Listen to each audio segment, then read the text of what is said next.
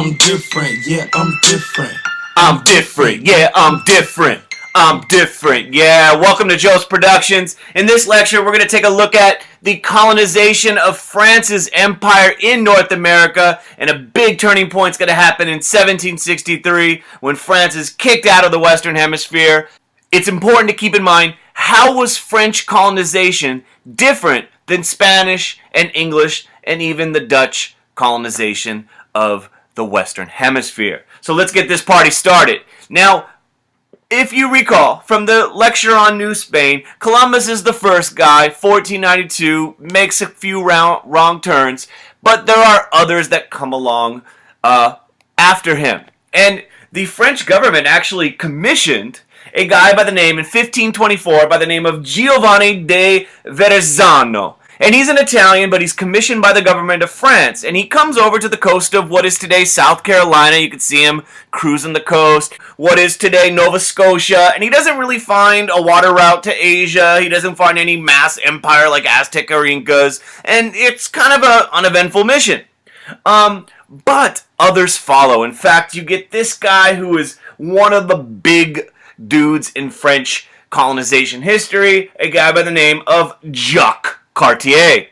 In 1534, he sails to the, quote, New World, and he starts exploring this area.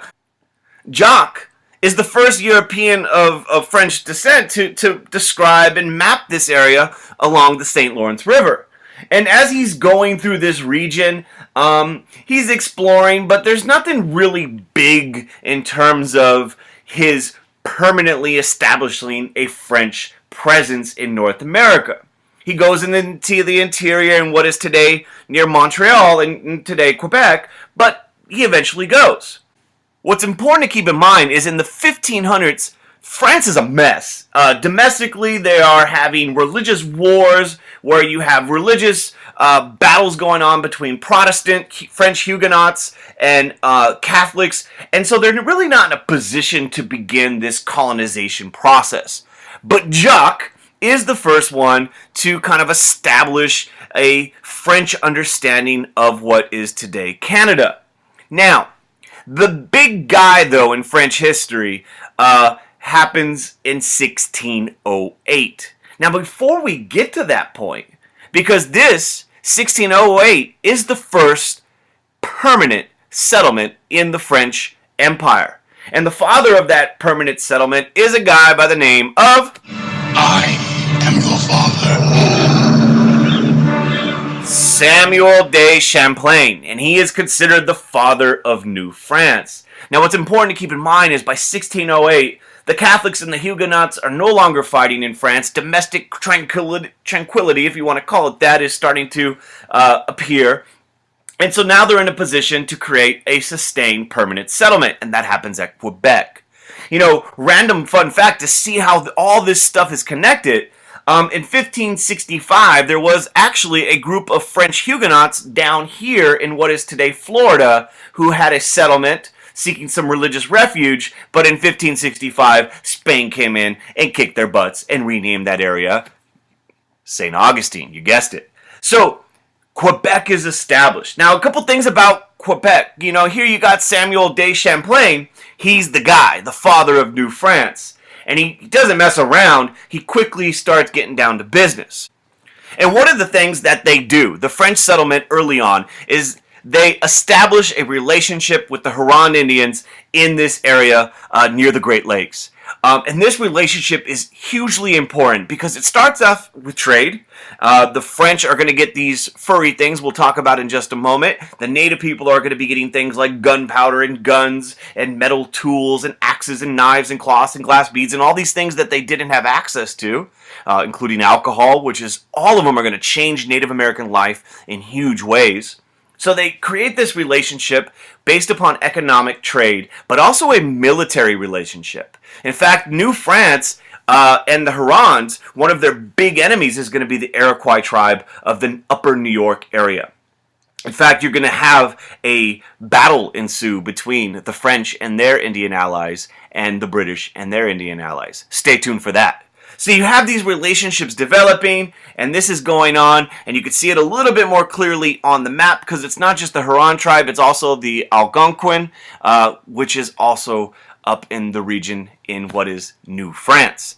So you have all this stuff going on, and why are they there though, right? They're not just there. Canada's really freaking cold. Why would you come? You're not there just to make new friends and learn new cultures. The big item is they're in pursuit of the beaver. In fact, this item is going to be hugely important. The fur trade is going to be hugely important for the colony of France. And unlike the British and the Spanish to some extent, the French are going to rely on relatively good relations with the native people. They're going to try to foster those relations. Because here's why. The native people know where the beaver are. In fact, beavers are adorable. This relationship is going to be something unique that the French colonization process is going to have. And what the French are going to do, along with this trade, here you got this image of these Native Americans bringing these pelts to the European colonists, is they're going to assist the Huron in fighting their traditional enemy, the Iroquois. So keep that in mind. Now, I know some of you are wondering, oh my God, why is beaver fashion still not in? There are websites where you can get fake beaver pelts to look awesome like these gentlemen right here. Here's what happens. So you get Quebec established in 1608. That's 1 year after Jamestown. And what happens is the French Empire quickly expands. French kissing in the USA. French kissing in the USA. French kissing. In fact, you're going to have a couple of factors in this vast area that the French are going to cover. It doesn't look really impressive. The blue represents the French territory. And primarily, the two groups that are going to play a key role in this are Catholic Jesuit missionaries who are going to be establishing their presence in the interior, especially along the rivers of the interior of the continent, looking for indigenous people, native people, to try to adopt Christianity. But the other group is going to be fur traders. And they're going to be establishing forts, and they're going to be trying to foster relationships with the native people to benefit economically their situation. So you have this growth of this French colony on these two levels. One group that you need to know are these guys. And these individuals, there's the French term, I'm going to probably mess it up if I try. And these guys, which basically means the runners of the woods. And their job was to go throughout, they were kind of like independent contractors. They roamed around, they weren't officially associated with the colony or any fur trading company. And they're the ones kind of forming these relationships, giving these items, these metal items, these firearms to native people in exchange for beaver pelts and other furs. Now, big problem develops is one of the key items that they would trade with the native people is, of course, alcohol, which creates all sorts of problems with native life and family and other aspects of native culture. So you get these people, these French independent traders going throughout the interior looking for relations with the native people. Another group is the Jesuit missionaries. Here's one of the most famous one, Father Jacques Marquette. And he is going to go throughout the colony looking to convert native people. And he's going to find that they're not going to have a whole lot of converts. Not a lot of native people are, open to this idea. Remember, the French are not coming in huge numbers, so not a lot of native people convert to Catholicism. But these Jesuit missionaries play an important role as explorers and geographers of the Mississippi region, the Ohio Valley, and other areas. Now, this expansion happens, and they cover vast territory, but it's important to keep in mind the French Empire in North America is going to be a relatively slow expansion. Ain't gotta rush, I just wanna take it nice and slow. Baby, tell me what you want to do. And there's a lot of reason why it expands relatively slowly. New France has bad weather. Canada's rough. It's not easy to live. There's no, heating back then in terms of the fancy stuff we have today. There's threats amongst the Iroquois over in this region who are hostile to your allies, the Huron Indians, and also your settlement. There's no cash crop. There's no gold or silver or sugar or tobacco or things that the British or the Spanish colonies were getting rich off of. In fact, the French had a colony that was very profitable in the Caribbean. And that's where a lot of the French, if they were going to go to the New World, that's where they were going to go. So there's all these different reasons why this colony grows relatively slow. You could see the numbers right there. In fact, comparatively speaking, this map's roughly 1702. And if you look, it looks like the French have, a decent amount of territory, but their numbers compared to the British are really, really small. But you do have this expansion taking place. It is happening at a slow pace, but they are coming in here during this time. And the colony, here it is not too long later, 1750, it looks pretty impressive. The French territory is quite large when it comes to space, but once again, way less people than in the British colonies, a little bit more than the Spanish, but relatively small. A couple things do happen though. You get Antoine Cadillac creating or founding the city of Detroit. It's really a fort in its early period of time, but you get the French settlement at Detroit. You get this French creating forts all along, especially the Mississippi River, and of course one of the most important settlements takes place with the French settlement of New Orleans in 1718. So you have all these different forts being established. You have the fur trade taking place. This empire is very large, very difficult to manage. In fact, when you look at the government of New France, it was almost completely autocratic. Now, what the heck does that mean? That means things that they enjoyed in the British colonies, those guys in the yellow, the French colonists did not enjoy. What are you talking about, Mr. Jose? Denied. Elected representative assemblies. There was no House of Burgess in New France. There was no town hall meetings. There was no representative assemblies. There's no trial by jury. So a lot of these rights that are starting to pop up in Europe and, coming to the New World aren't really taking place in the French colony, which further limits its appeal to French citizens. And of course, you have this very profitable colony down here that many people are going to. So all of this is going on. The Caribbean's bringing in profits from sugar and rum, and Canada's cold, and you got this situation where the French Empire is growing, but nowhere near as rapidly in terms of population as the British colony. Now, something super important is going to happen, and that is, of course, ladies and gentlemen,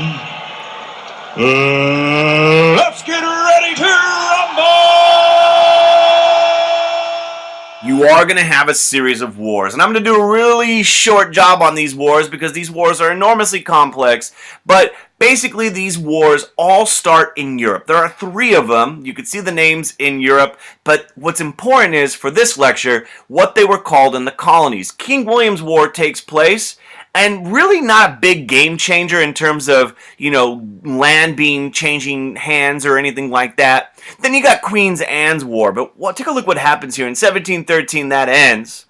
And the British take a whole chunk of land from New France. They take the Hudson Bay. They take Nova Scotia. They take a lot of different territory. Newfoundland.